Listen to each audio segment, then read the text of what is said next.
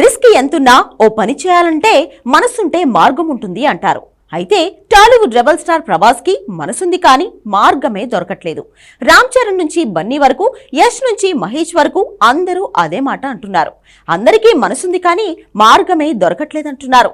చిన్న హీరో విషయంలో హ్యాండ్ ఇవ్వక తప్పట్లేదంటున్నారు. ఎందుకో మీరే చూసేయండి.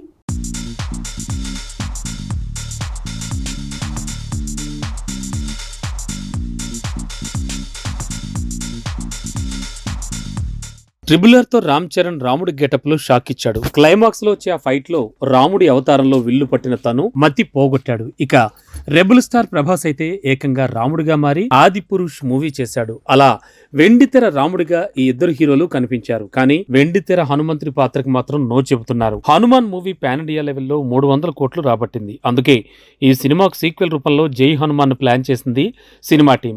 కథనం పనైపోయింది. ఇక రెండో భాగంలో హనుమంతుడి ఎంట్రీ ఉంటుందని మొదటి భాగంలో హింట్ ఇచ్చారు. ఇప్పుడు ఆ హింట్ ప్రకారం జై హనుమాన్ సినిమా తీయాలంటే లార్డ్ హనుమాన్ పాత్రలో పెద్ద హీరో ఎవరైనా నటించక తప్పదు. ముందుగా కేజీఎఫ్ ఫేమ్ యష్ ని ట్రై చేస్తే తాను టాక్సిక్ మూవీ పనుల్లో బిజీ అయ్యాడు. సరే, చరణ్ ప్రభాస్ ని ట్రై చేద్దామని ప్రశాంత్ వర్మ ప్రయత్నిస్తే వాళ్ళు ఆల్రెడీ కమిట్ అయిన ప్రాజెక్టుల వల్ల కాల్ షీట్ ఇచ్చే పరిస్థితి లేదు.